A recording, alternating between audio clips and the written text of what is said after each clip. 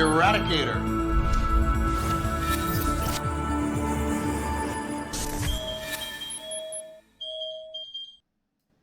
Welcome to the stream, everybody. It's time to say goodbye to Olisar. Guys, I was wrong. I think it was like a couple of months ago. I made a video about how I thought Seraphim Station was the station at the Stanton Pyro jump gate.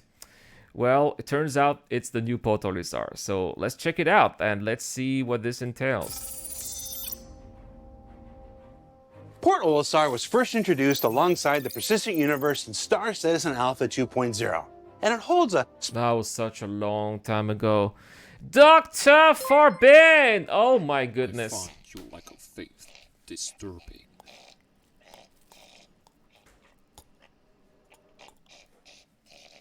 Enough of this. Eradicator, release him.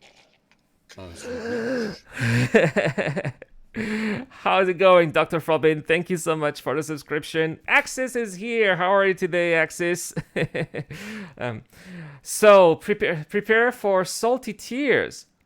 Oh no, why? What's going on? I haven't watched the episode, so I have no idea about what's going to transpire here in this. So let's check it special out. place in the hearts of many who remember those earliest days of Tessa Bannister, comms array missions, and of course the old Big Benny's challenge. Oh yeah, I do remember. Actually, what happened to Tessa Bannister, right? I think it's just a waste.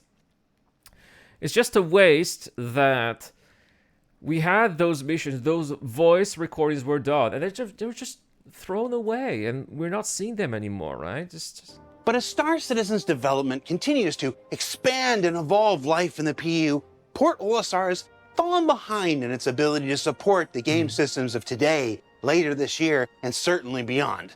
That's but now there's a new kid on the playground. Look. That's right, and I would say that one of the biggest problems with Port Olisar right now is not that it does not have anger. I think it's an advantage because it's easy to just go in and out. I actually like pads, but it doesn't have a medical clinic, right? So when you die, the best thing to do if you don't want to be bothered by the tram at Horizon and the atmosphere is to respawn at Crew L1. I made a short video about that, but still is a hassle. So that's why I'm really looking forward to respawning at the new station right there. No cargo access? Oh, interesting access. Oh yeah. I mean, right now at Port Olisar, right, there's no cargo access as well, yeah. Looking to take its role and its job, if not its place in our hearts. And it's scheduled to arrive in the upcoming Alpha 320. By the way, when is Alpha 320 coming? Is it coming at the end of September? Because we're still in June, right? We keep hearing Alpha 320, but when is it coming? All right, there it is. Port Olisar. And I hope they keep the music as well. I love the Port Olisar music. It just feels like at home, you know? It feels like there's this feel-good vibe when you're listening to Port Olisar. Yeah. Hey, where's... Port Olisar was our first space station that we put into Star Citizen. It's gone through some minor changes, but for the most part, it's really stayed the same. Just a quick, easy, get in, get out space station. And that's why it's cool. That's why people love Port Olisar. Indeed, quick get in, get out. I hope that we can still keep this. Make the new station special so we can still have the chance to do this quick get in, get out. When it was first conceived, basically, it was really just a way for the players to spawn into the solar system. With the old so NPCs. We had to think about how many habitation halves went in there. We had to think about the stores that were needed, and then a way for players to spawn in their ships. And that was it, right? Very simple indeed. Things have become so much more complicated now in Star Citizen, eh? I think that people like it just because it's get in, get out. Yeah. You know, and I'm glad to see that Todd Pappy is not out of touch. Todd Pappy knows what the players like. Indeed, it's get in, get out, do stuff, and that's why people love it. There's that kind of feel. There's no transit loops. There's nothing there that basically extends the timeline and gameplay. Yes. And for the most part, it has all the shops Yeah. the average person needs, you know, armor shop, And look at that. It's got the Eradicator armor right there. FPS shop.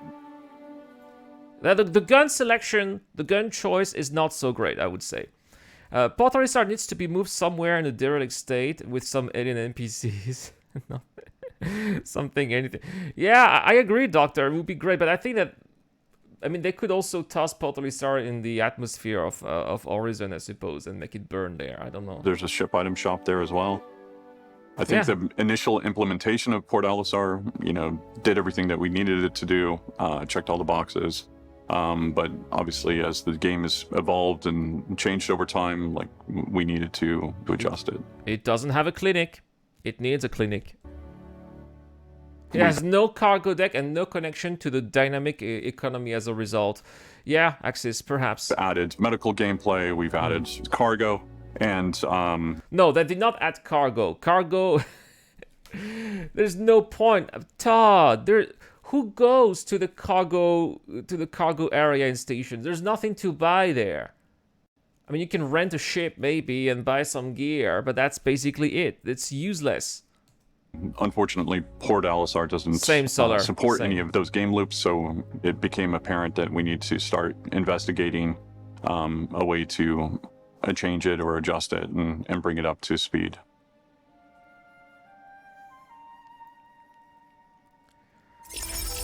So, a challenger appears. Oh, all right. Look at that. We got the sunrise over Horizon. Oh, there it is.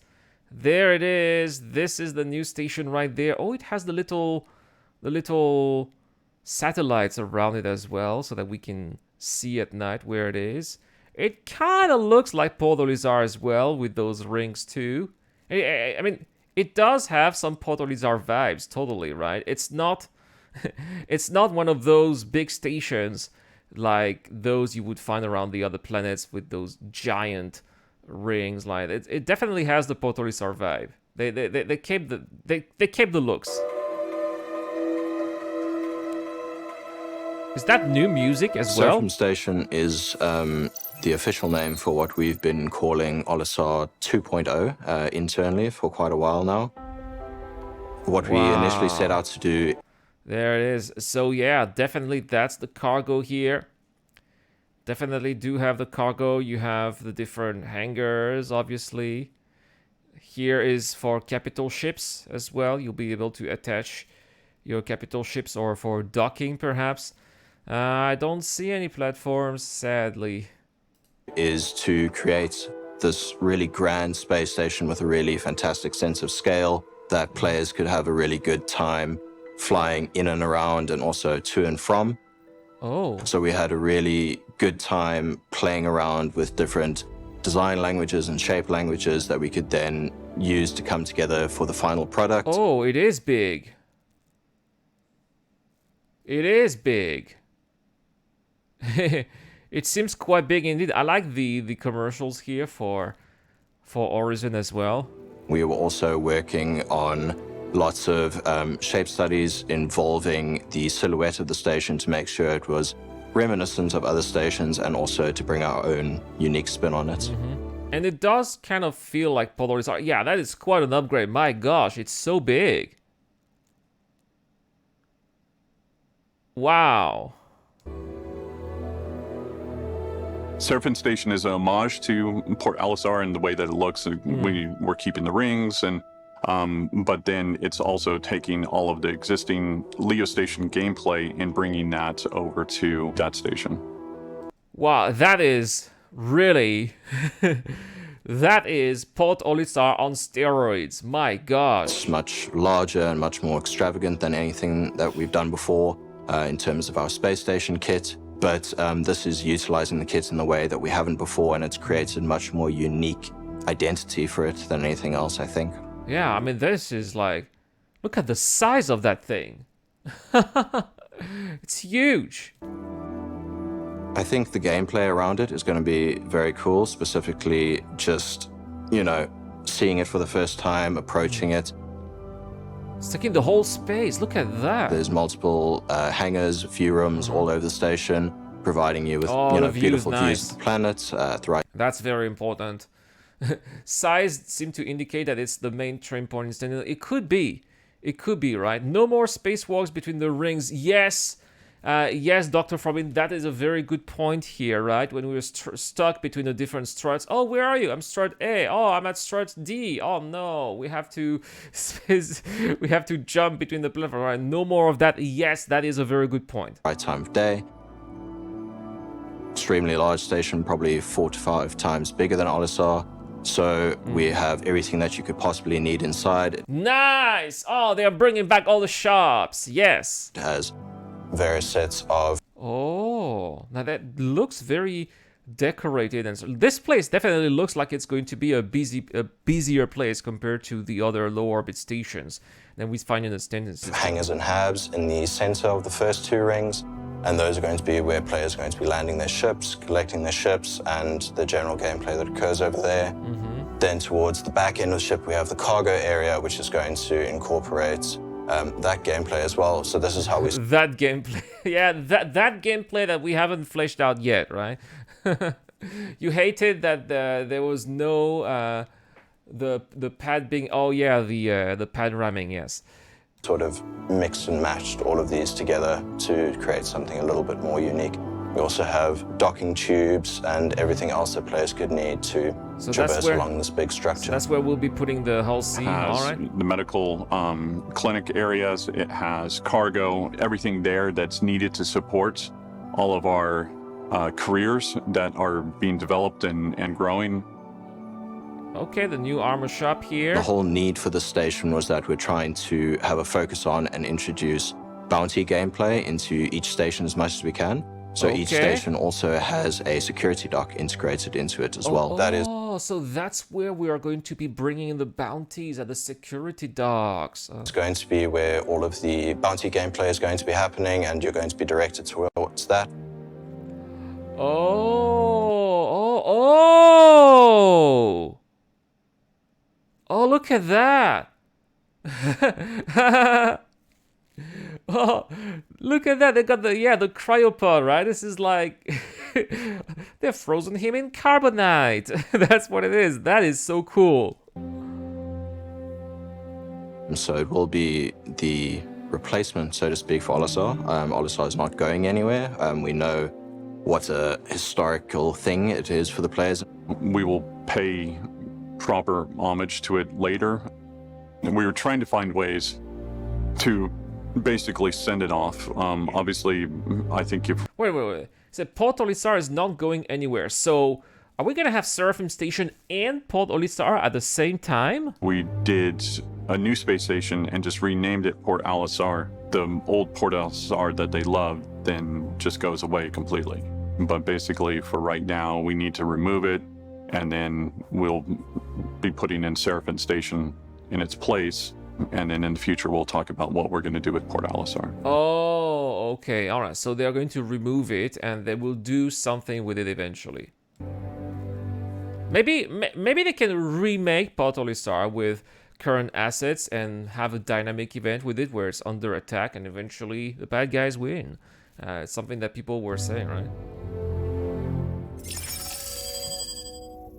Home for the future. Oh, yeah. So the way that we set up our LEO stations, all of them are future-proofed and allow us to add new modules to them via our internal transit loop, and the way that we set up the object containers within the game and load. And this is also becoming future-proof for when we add new things to the station.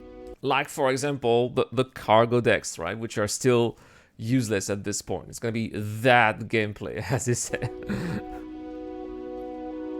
Port Olisar, it was so small. There was no place to add or grow, and there was no transit loop so that we can fill and block off or. So by transit loop, they're talking about elevators. That's what they're saying here. Open new loops to get to new areas, and with Seraphim, this allows us to continue that same thought process and to get everything that we need to give to the player in that area, either things that Ryzen is missing or things that Grimp Hex might be missing. This allows us to basically make sure that the player has a local area and a local space station to acquire anything that they might need. So as new careers come online. So basically, yeah, you're right. It's basically going to be the main space station, right? They're going to put everything in that station. Whether that be bounty hunter or exploration or other things, this opens new ways for us to actually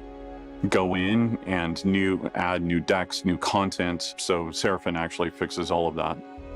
So it's going to be the one station. The whole sea is for coming, everything. and with the cargo decks and the gameplay that we needed to load the whole sea, we felt that this was the right time to introduce it to the game. Yes. Oh wow! Look at look at how small the C2 Hercules is compared to the whole sea.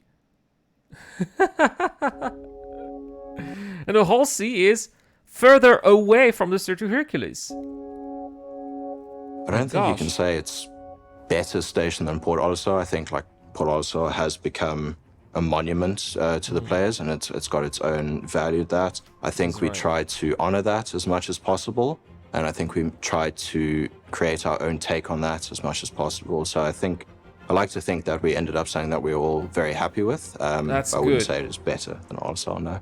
I mean, it looks. I mean, I wish it still had the pads though.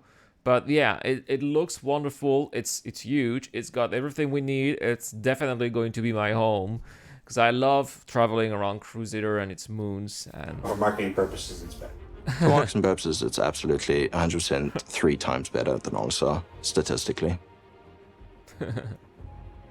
So, what did we learn this week? Already? Well, we learned that Port Olisar's days are numbered when that new hotness Seraphim Station comes online in the upcoming Alpha 320.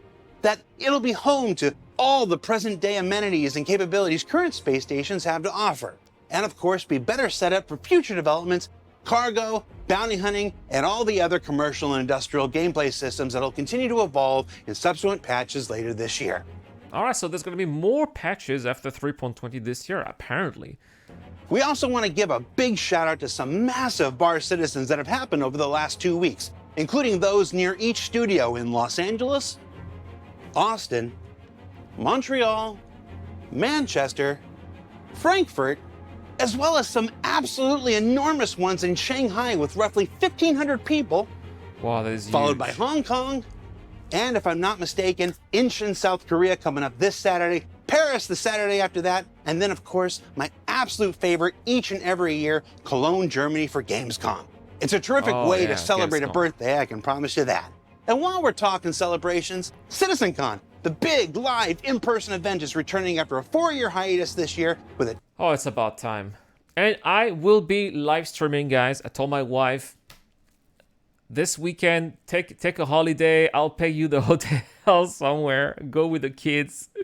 I'll be live streaming for 2 days or 2 nights actually here in Taiwan. All night long for you guys, so that we'll be spending that time together. If you two cannot go to CitizenCon, right? Well, we still are going to have the digital CitizenCon. Hey, Witoy, good morning. How's it going? 2-day event in my hometown of Los Angeles.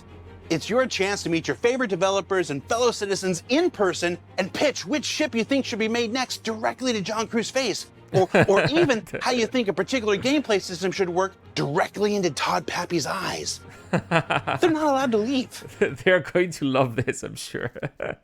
They legally have to stand there and listen. General tickets are on sale today, and you can check the website for details on the when and the what for. And as for me, it's that time of year where ISC goes on hiatus. We're going to take a few weeks to recharge some batteries, give the devs a break from having to fake appendicitis every time they see me coming, and plot out the next quarter's worth of weekly content. If you've been around for a while, you know what Q3 heading into CitizenCon is like. For inside Yeah, we know. We know what it is. It means that they're holding it back, and we're not going to see a lot of things. That's what it Star means. Citizen, I'm Jared Huckabee. Thanks for letting us share the process of game development with you. And we'll see you all here in about a month. So we still have about 2 minutes of ISC, so there's probably going to be some extra there. So let's watch.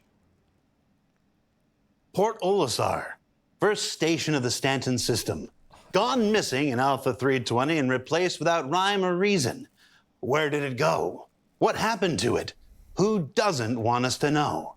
That's where our team of brilliant researchers and recreationists on the ISC gameplay capture team come in, with a theory not based in science, fact, or anything Todd Pappy would have you believe, but instead what feels right to them in the distorted, reason-askew minds of Will, Dave, and Alex.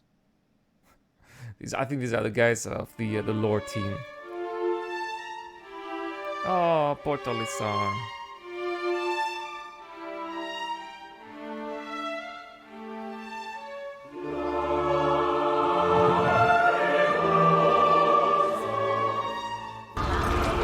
Oh no, the NPCs.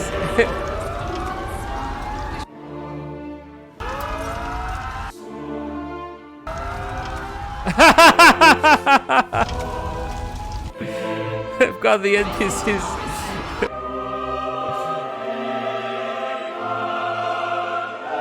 It's surviving quite well so far. Thanks for stopping by. Thanks for stopping by. We make no claims to know what really happened, and we certainly didn't ask anyone that could have told us. Instead, we offer one potential reality for you alone to judge. For unresolved miseries, I'm the person talking to you now. Bye. But eventually there will be something for Port Olisar, right? Anyway, it's time to... Oh, what's happening here? There's a new window? Oh. We still have a couple of things to talk about. We'll talk about it later. The crew summer showcase, traffic AI. We'll do that. I think I can get into the PU right now. See? I'm at Crew L1. At Crew L1. So that's why we need the new... So Seraphim Station it is, right? Well, in the future, there's not going to be need to respawn at Crew L1. Just stay at Seraphim Station.